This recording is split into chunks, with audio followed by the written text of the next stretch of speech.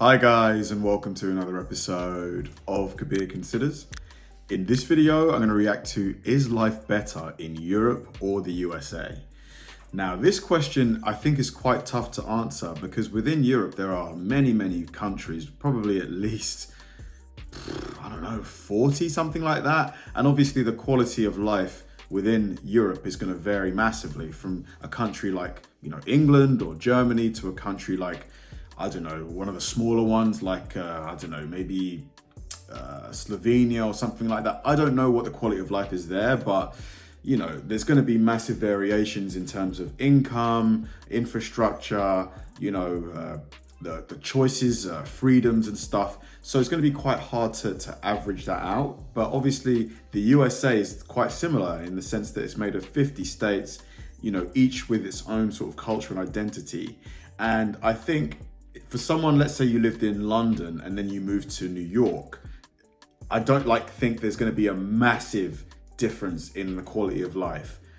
Whereas if someone moved from London to, say, Alabama maybe, then the quality would probably be quite a bit further apart. So it's going to be interesting to see what this guy's opinion is, because a lot of people move between the two countries, but I've not really met, I know people that have lived in America for a few months, but I don't know anyone apart from my aunt actually who has moved there permanently. So yeah, it's going to be great to see what this guy has to say. And also guys, if you enjoy my videos, please check out my Patreon. There's a lot of exclusive content on there, the full length movie reactions as well that I obviously can't put on YouTube. So definitely check out the Patreon. Let's get on with the video. People that live in these two continents. Oh my God, there's no lanes. There are no lanes. Fair warning, these are just my opinions. I am just sharing my observations that I see in the world and within myself.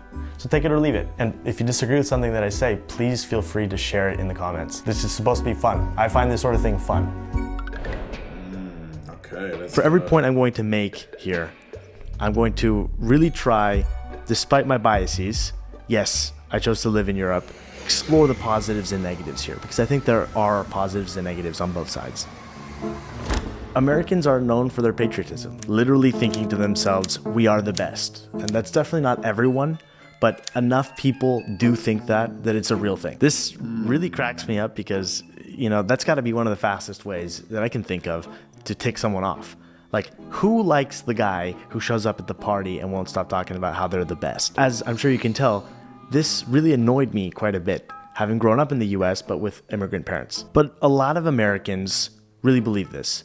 And what doesn't help matters is the reality that a lot of people can point to the fact that the US is a world superpower. And look, there are a lot of... I think the US is the best in some ways, I think innovation, some of your hospitals are probably the best in the world. I think Johns Hopkins is probably one of the best hospitals in the world. So healthcare, in terms of the healthcare that you can get, maybe not the system, but this healthcare you can get.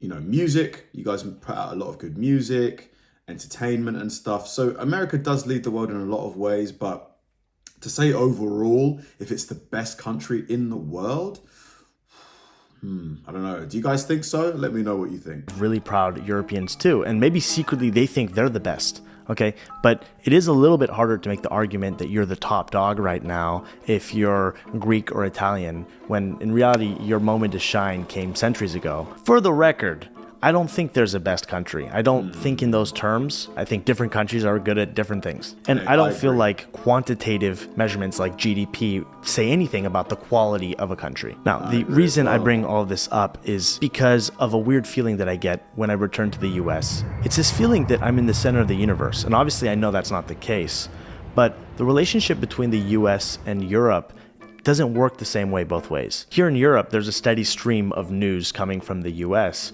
but when I'm over there, it feels like there isn't much talk about what's going on in the rest of the world unless something really big happens, like a war. Most mainstream media barely covers what's going on internationally, and unless you're a worldly American, and there definitely are some of those out there, you don't have very much of an idea of what's going on out there. Really? So let's say you're watching the nightly news, let's say, because here in the UK at 7 o'clock, most of the big channels put out like an hour of news. And I would say at least 50 to 60% of that hour will cover worldly topics. So things happening around the world, at least 50%, I would say.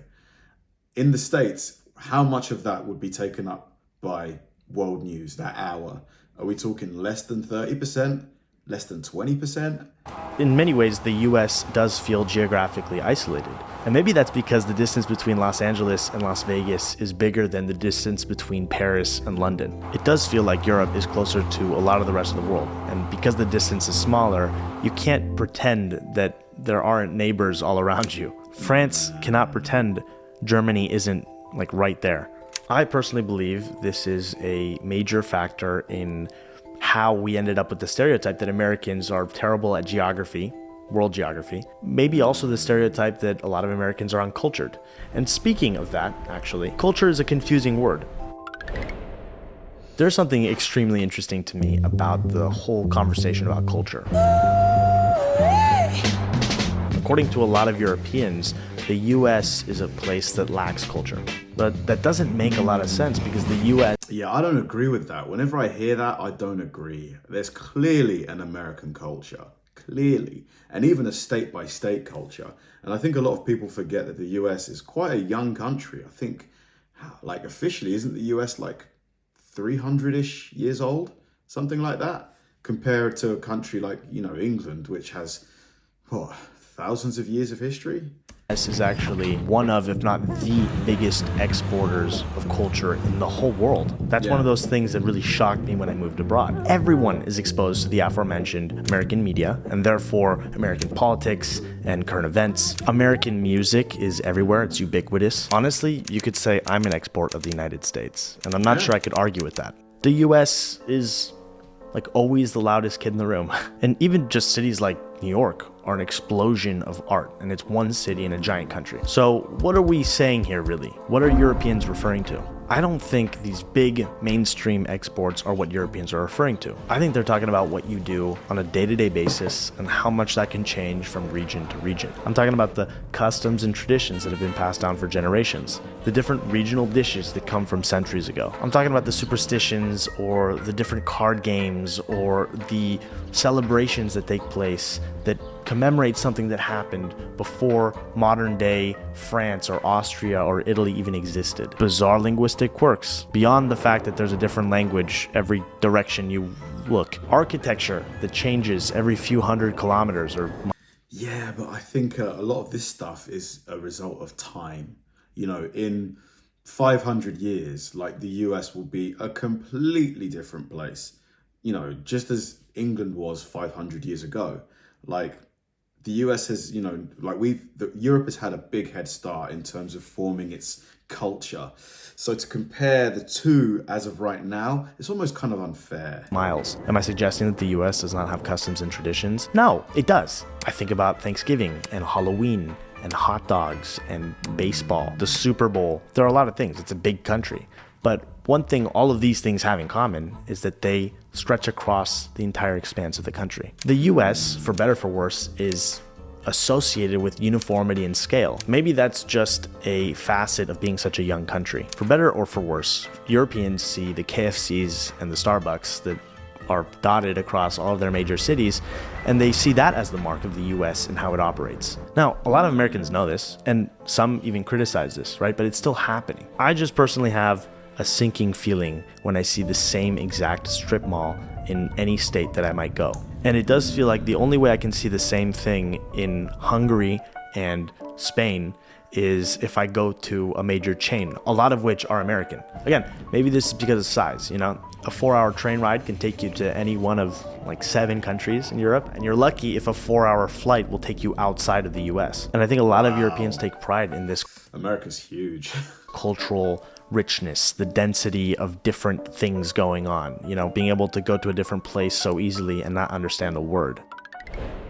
One major difference for me between the Europe and US is the language element. And I know I care about this more than most people, but I do think it has an impact on your experience of each place. And it's one of the main reasons why I moved to Europe. Yes, you have all kinds of language diversity in places like Miami and New York, which is really cool. But overall, English will do the job in the US. That's really not the case in Europe. Yes, English is the most international language, but still to this day, not being able to speak French when you're in France means you are not having the full French experience. That's just how it is. True. And honestly, it's true. Oh my gosh. Yeah, if you go to Paris and, you know, just be prepared for, if you speak no French, for you to not have as good of an experience as you could possibly. Like, unless you stick to the most touristy of areas. Like, yeah, we'll put it that way. Still an amazing place to visit. Paris is a gorgeous city. It really is. Like, it's beautiful. But yeah, if you want to go, I think learning a few French phrases will win you a lot of love with the locals. See, I love living in a world where there are many different languages and many different ways to say things, and that we don't all necessarily understand each other. For me, it's very stimulating seeing or hearing the different sounds and different ways that people can communicate with each other. It adds a lot of color to the world. Yes, I speak Spanish, but if I go to Barcelona or spend time in Catalonia, I don't understand Catalan. I speak Italian, but Southern Italians are difficult for me to understand, partially because of the accent, partially because of the dialects. It's just awesome richness that I appreciate so much. And kind of counterintuitively, it is precisely because there is that barrier there, that it's difficult to learn a language, that it's difficult to decode how people are communicating, that when you do unlock that door, it's like that much more incredible. That is what makes languages so amazing to me. They're world expanding tools. I fell in love with France and with Europe when I did my exchange in France because I was forced to learn the language. I just had to. It's like learning how to think in a new way. There's something so exciting about that to me. Without that, I would have never immersed myself in France. I would have never created the life that I have now. Speaking the language is often the difference between... Man, learning languages is so hard. Like, I've been trying to learn Spanish for the last like 6 months, and I've made some progress. And to be honest, I've not been as consistent as I could have been. But yeah, it's not easy. Like, especially when you're speaking to someone who's native in Spanish or trying to like watch Spanish shows. Like, I've been watching Money Heist in Spanish to try and pick up, some of the phrases. And man, like, people that speak Spanish speak it quite quickly. So trying to pick up words here and there, I'm like, whoa. Having a superficial tourist experience and delving deeper into the culture. I like to think of it as overcoming the moat around a castle so that you can actually storm the castle itself. Who doesn't want to see what's inside that castle, you know what I mean? Now, Lingoda is the sponsor of this video, and they offer off the registration for your sprint. Thank you, Lingoda, for sponsoring this video. Speed of life. One of the things that really struck me the last time I went back to the US is the speed of things and the fact that there are less guardrails, less people and things that are going to slow you down or get in your way. And because of that, many people go very fast. In the US, for example, it's perfectly socially acceptable to wolf down a sandwich in 3 minutes and get right back to work. I'm not saying that's what always happens. I'm just saying that it's okay. People are not going to judge you. It's like an acceptable thing to do. And people will walk down the street eating, or they'll eat in their car. And in Europe, you're never going to see those sorts of things. Or if you do, it's like an extremely rare, I don't know, I can't remember ever seeing it personally. I think it's happening more now as companies demand more of the workers. Like, in my last year working at the CMA, like, I was working from home because it was the pandemic and stuff. And yeah, the intensity definitely ramped up, and I was having to, scarf down my lunches really quickly so I could get back to work, because I didn't want to work too long after I was meant to switch off my laptop. But on average, I agree with him. Like, if you go to a restaurant, you could be there for 2.5 hours. Like, whereas I think in America, like when we were in Florida, I noticed that people within sort of like an hour, like the table had turned over. So it seems that maybe people eat faster in the States, or maybe it's just the culture of like not hanging around too long is more prevalent. These things are not okay. They're looked down upon in exactly the same way that smoking is looked down upon in the US, which goes to show you human beings are willing to draw different lines in the sand. Europeans will tell you it's not healthy, right, to eat that fast, it's rushed, but it goes beyond that. It feels almost morally wrong. I think that's a good spot to pause and introduce a new concept. I have this running theory that there are two forces at play in shaping culture. The first is peer pressure. There's always a certain kind of pressure that exists, enforced by the people around you on how things should be, how you should operate. And the other idea is normalization. It's seeing a certain kind of behavior that's very widespread around you to the point where you get desensitized to it and you find it normal. So let's talk about some examples of this. I want to talk about work here for a second, which feels very related to the speed of things in my mind. The US is a super competitive society. There's a lot of peer pressure to work harder and longer, and if you don't, somebody will be there to replace you. No guardrails, no off switch, so it leads to a more imbalanced way of living, I find. This leads to a dynamic where there's very little vacation time. And not just that, people don't take that vacation time. You're lucky to get even a couple of weeks, but it's been normalized to not even necessarily take that time. That becomes a sort of like self-perpetuating cycle. It does feel like there's a fear of stopping. So there's the peer pressure and the normalization of work that's taking place in the US. And the same is at work in Europe, but just in a very different way.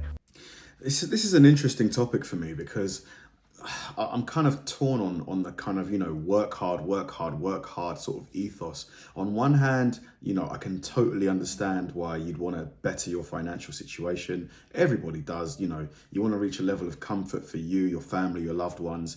And often, unless you were born with a silver spoon, you're not going to get to that level without immense hard work. But on the other hand, life to me is a blessing. Like it's to be enjoyed. We get 85, 90 years if we're lucky. If we are lucky, we get that amount of time. So should we devote so much of it just to increasing our bank balance? Like, is that what we're here for? Like, really just to work?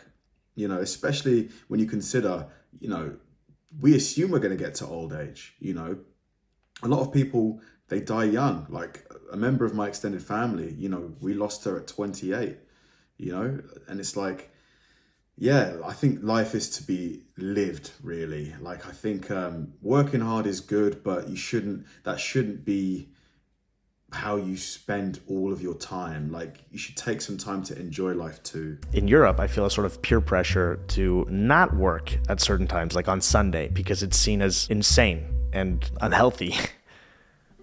And because Europeans treasure their vacation time and really stick to it, it has a normalizing effect. I don't look at time off in the same way I used to. I'm coming to realize it's good to unplug, to recharge, to not have everything revolve around work. So there's pros and cons to both sides here, because I think the US is a really incredible place for the ambitious if you want to advance your career. And that feeling of ambition all around you can be infectious. I felt it as like a fresh wave of energy. The only thing is, it doesn't feel conducive to a healthy rhythm over the long term. And I think about grocery shopping, I was seeing a lot of people order on Instacart or Uber Eats or whatever. And it's not like those things don't exist in Europe, but there's like an emphasis on efficiency in the US. Here in Europe, a lot of people will shop for groceries on a very regular basis, almost daily or every other day, for fresh produce, and they'll buy in season. There's nothing really efficient about that, but it is healthier and tastier. Now, I wanted to talk a little bit. I will say things like Uber Eats and stuff are, getting hugely popular here, like hugely, especially since the pandemic happened. It's just, it's everywhere.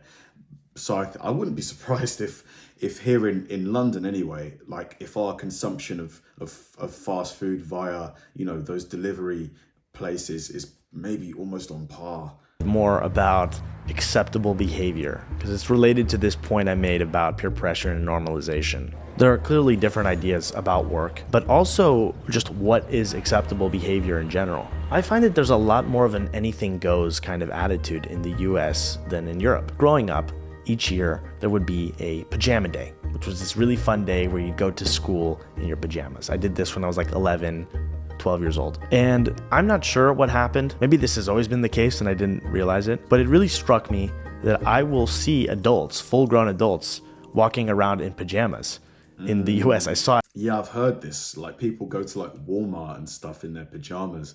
Yeah, it's really interesting. You wouldn't really see that here. When I was there just a few weeks ago. I have never seen that in Europe. And in fact, it's funny, the opposite's taking place here in Paris, where women in my life in particular will come and visit, and they feel they cannot go out without dressing well, because Paris is such a capital of fashion and looking good, I guess. I do draw a link, I don't know how related they are, but in my mind they're connected, between this casualness and the American dream. You're allowed to dream about things that feel ridiculous or impossible. Or maybe that contributes to the startup culture that exists in the US, the entrepreneurial spirit, and of course, I should say there's nuance there. There are differences between the coasts of the United States and the middle of the country. There are differences across the different countries in Europe on this particular issue and all issues. But still, I feel a different vibe when I'm here in Europe. And I have found that this has had a positive effect in my life. This is one thing I'm really grateful for from my time in the US. It's this mindset of like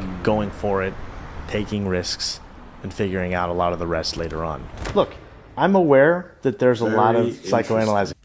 Very, very interesting. Like, fascinating, to be honest.